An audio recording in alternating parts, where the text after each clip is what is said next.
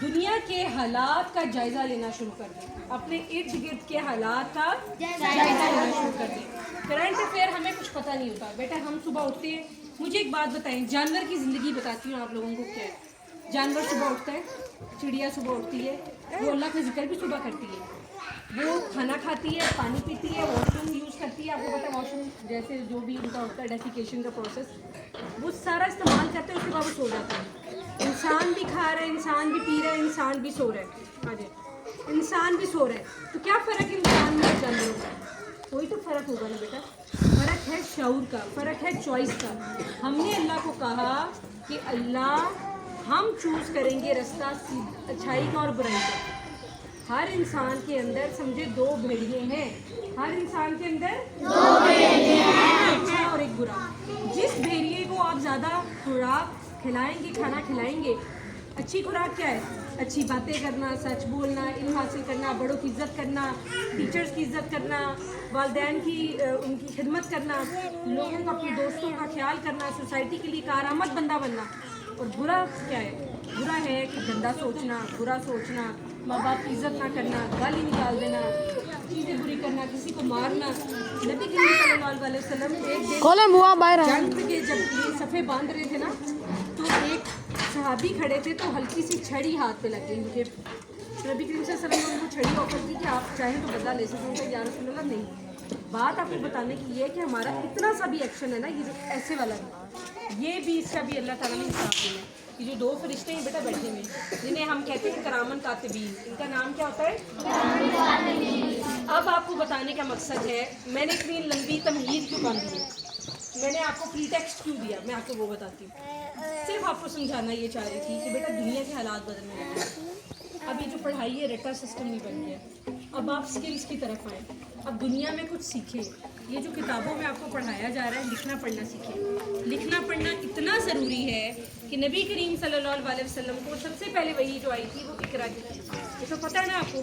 ایک وہ پوری اسٹوری میں آپ کو کسی دن بہت امیز کر کے سناؤں گی, لیکن اتنا تو آپ کو پتہ ہے نا, پہلی وہی جبرائیل علیہ السلام نے حضور صلی اللہ علیہ وسلم سے کیا کہا تھا؟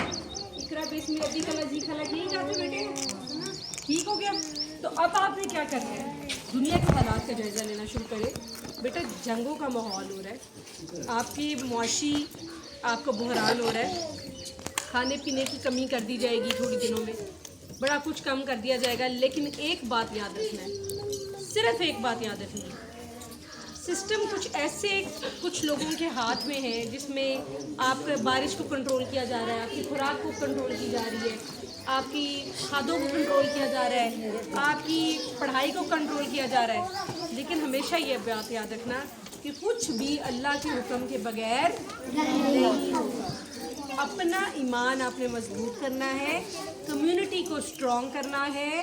اگر کوئی کسی کے ساتھ والے گھر میں کھانا نہیں پکتا, اس کو جا کے دیکھے تو اس کے گھر نہیں پک رہا, اپنی خوراک کو شیئر کرے, اپنے ریسورسز کو شیئر کرے, اپنے علم کو شیئر کرے.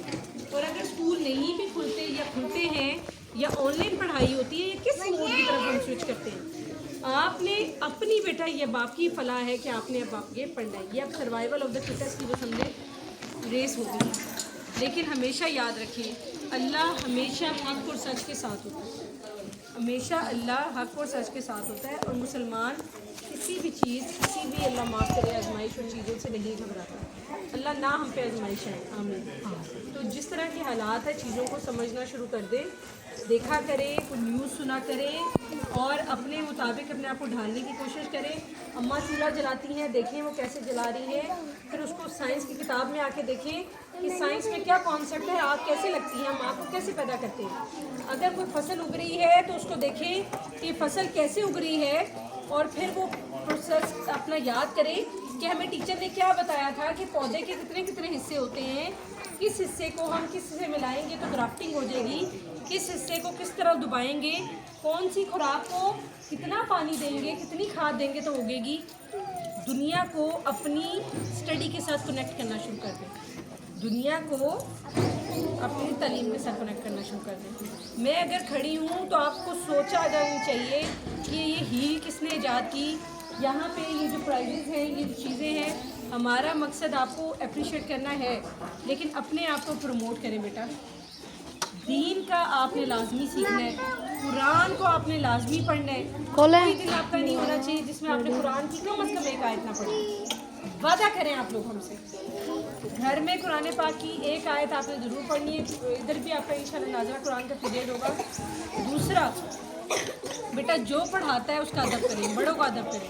یہ جو حالات آ گئے نا بیٹا, یہ آپ کی مائیں یا آپ کے باپ یہ روزی روٹی کے لیے بہت پریشان ہے. کسی کے گھر میں کوئی کیسے کما رہا ہے, کوئی کتنی محنت کر رہا ہے, اگر آپ کو دکھا دیا جائے نا تو آپ کی آنکھوں سے آنسو جاری ہو جائے کہ آپ کے ماں باپ اتنی اسٹرگل کر کے آپ کو اسکول میں بھیج رہے ہیں. ان کی محنت کو آپ نے ضائع نہیں کرنا بیٹا. اپنے والدین کے لیے سب سے پہلے تالیاں بجائیں.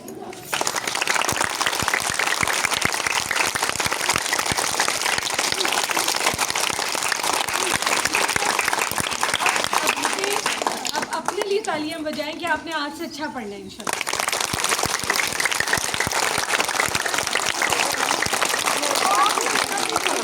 ایک ہاتھ اوپر ایسے کریں اور وعدہ کریں, کہیں میں وعدہ کرتا ہوں کہ آج سے پوری کوشش کروں گا کہ اچھا پڑھوں, والدین اور اساتذہ کی عزت کروں,